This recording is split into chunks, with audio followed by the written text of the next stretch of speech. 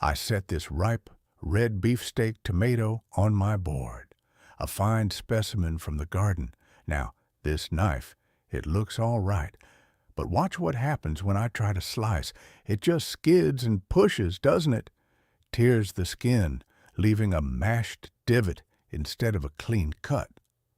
That sound, that frustrating struggle, that's the sound of a dull knife. Many folks think a dull blade is harmless, but I tell you, a dull knife is often more dangerous than a sharp one. You press harder, your hand slips, and then you have a real problem. For years, I watched folks struggle or pay good money to have their knives sent away thinking only a professional could handle it. But it doesn't have to be that way.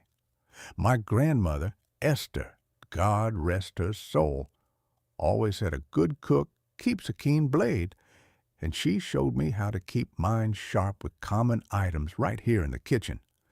Today, I'm going to show you how to truly sharpen your everyday kitchen knives. We'll use the unglazed ceramic foot of a simple mug, or some fine grit sandpaper on a flat surface, or even a smooth, flat river stone. It's a habit that costs nearly nothing, but gives you wonderful control over your most essential kitchen tools. This isn't about fancy gadgets. It's about patient care, understanding a simple principle, and a steady hand. You'll see how just a few minutes of mindful work can transform a knife that mashes into one that slices clean and true. This method works wonders for most common kitchen knives made of stainless or carbon steel, bringing back a useful edge. However, it won't fix deeply chipped blades, bent tips, or heavily damaged edges. For those, you might indeed need a professional grinder. By the end, you'll know how to find and maintain the right sharpening angle for your knife, how to tell when your blade is truly sharp by feeling for a burr, and when this honest, simple way might not be enough for your blade's condition. I remember being a boy, maybe 7 or 8 years old, in our summer kitchen with my grandmother Esther. That room always had the faint scent of wood smoke and drying herbs, a comforting kind of busy place. She had an old, heavy ceramic mixing bowl, the kind with a thick, rough, unglazed ring on its bottom, much like what you'd find on many plain mugs today.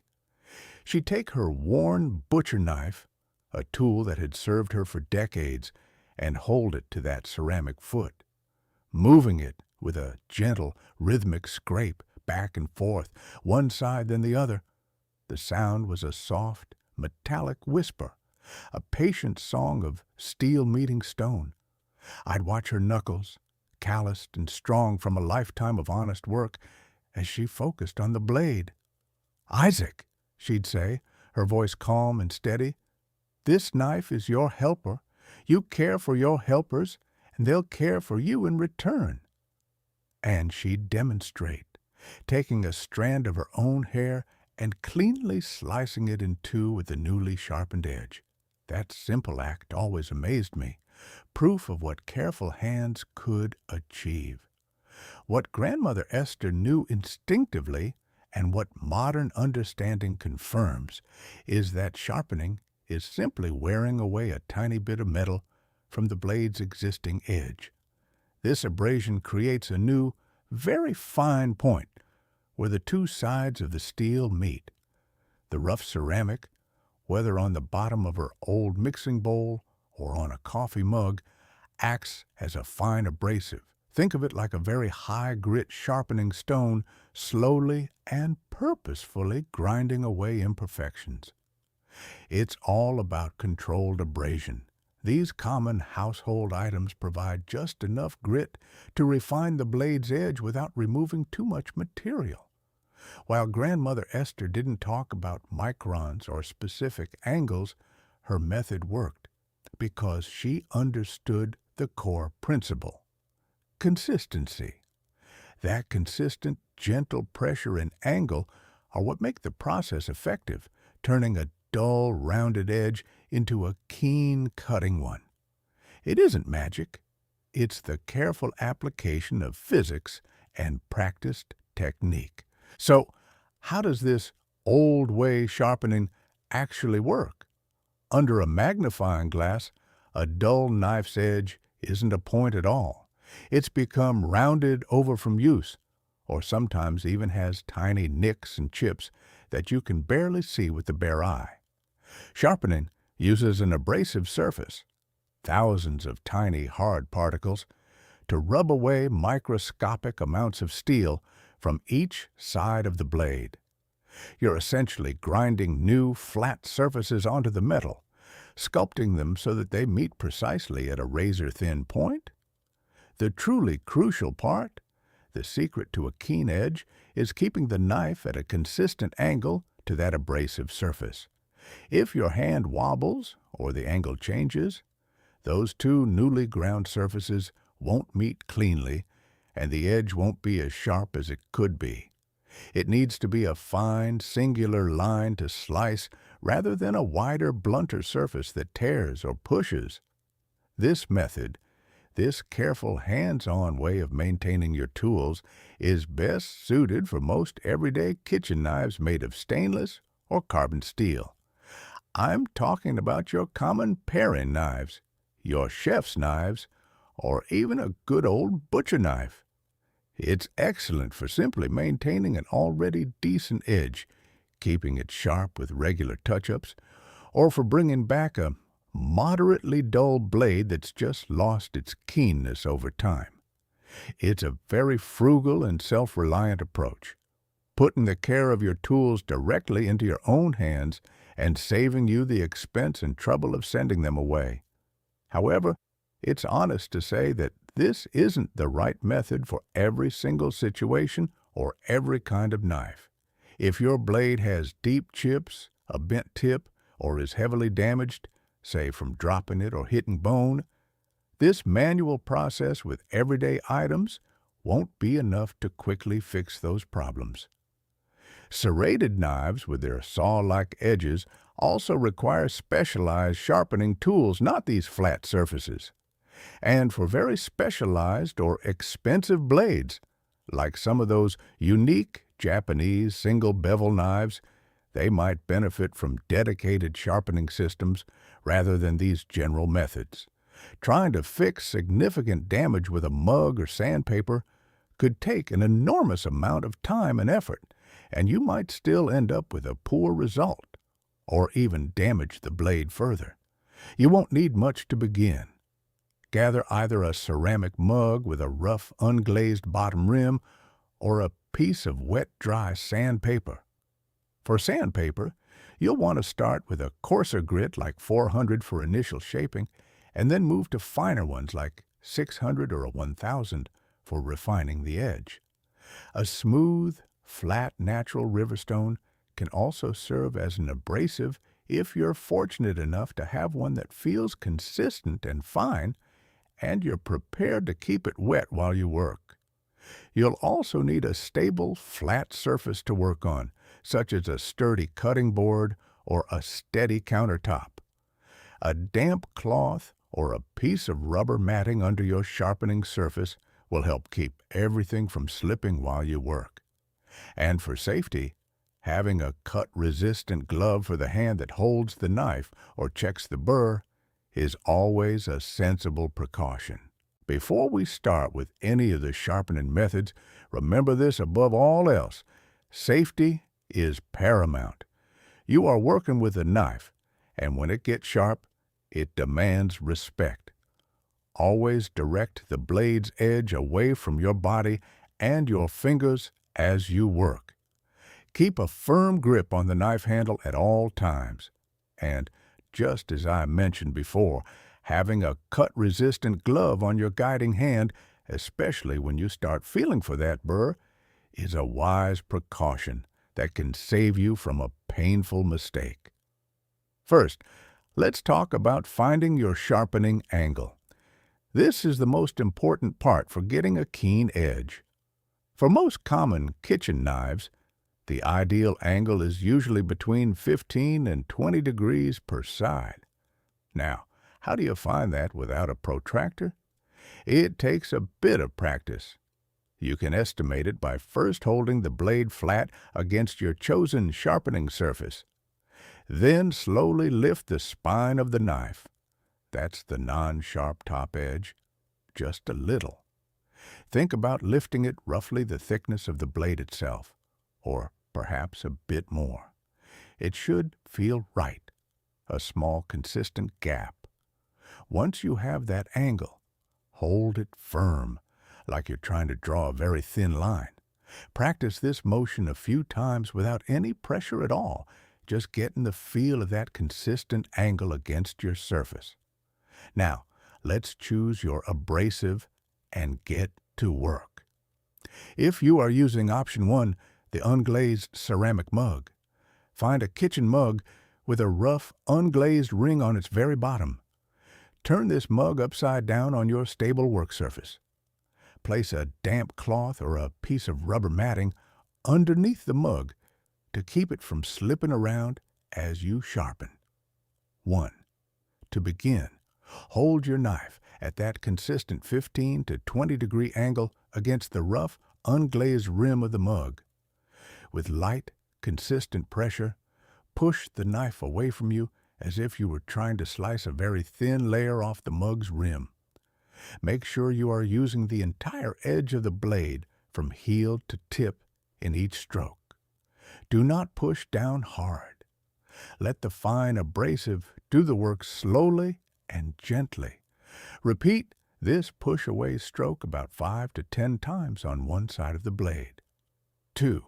Now, we need to check for something called a burr. This is a tiny, almost invisible wire edge that forms on the opposite side of the blade from where you are sharpening. It means you've removed enough metal from the side you just worked on. Very carefully and away from the sharp edge, use the pad of your thumb or a cut-resistant gloved finger to feel the very edge of the blade on the other side. You should feel a slight catch, like a tiny lip or wire. That's your burr. It's subtle. So take your time and be gentle. 3. Once you feel that burr, flip the knife over to sharpen the other side. Again, hold it at the exact same angle and push away from you using light, consistent pressure. Continue stroking until you feel the burr form on the first side you worked on. 4. Finally, to refine the edge and remove that burr, reduce your pressure even further. Now do alternating strokes, one side then the other, just 2 or 3 light strokes per side. It's almost as if you're gently stroking that burr right off the edge. This will leave you with a clean, crisp cutting edge. For option 2, sandpaper on a flat surface. Take a piece of waterproof, wet, dry sandpaper, starting with 400 grit, and secure it firmly to a truly flat surface. A thick piece of glass, a marble tile, or even a very flat cutting board works well. You can use tape to hold it down, or place a damp cloth underneath the sandpaper to keep it from shifting. 1. Apply a few drops of water to the sandpaper surface to act as a lubricant and help carry away the metal particles. Then, use the same sharpening technique as with the mug. Push the knife away from you at your chosen angle, applying light pressure, working one side until you feel a burr form. Then, switch to the other side and work it until the burr forms on the first. 2. Once you have a consistent burr with the 400 grit, move on to finer grits. Switch to 600 grit sandpaper, secure it, add water, and repeat the burr forming and alternating stroke process. Then, if you wish for an even finer edge, do the same with 1000 grit sandpaper. Each progressively finer grit will refine the edge further, making it sharper and smoother.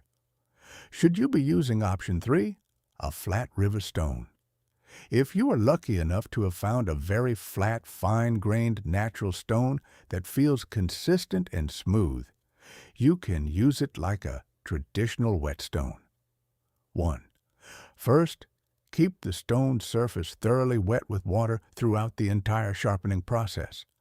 This helps the abrasive work and prevents the blade from overheating. 2. Then, apply the same push-away, consistent angle technique as you would with the mug or sandpaper. Work one side until you feel a burr. Then switch to the other side until the burr forms on the first, and finish with those gentle, alternating light strokes to remove the burr. After sharpening with any of these methods, always wipe the blade clean with a damp cloth to remove any tiny metal particles that might be clinging to it.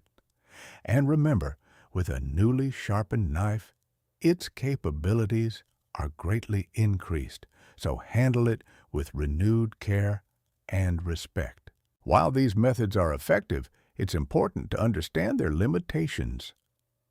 The type of steel matters. Most standard stainless or carbon steel knives work well, but ultra-hard steels or specialty alloys might need different abrasives or more time.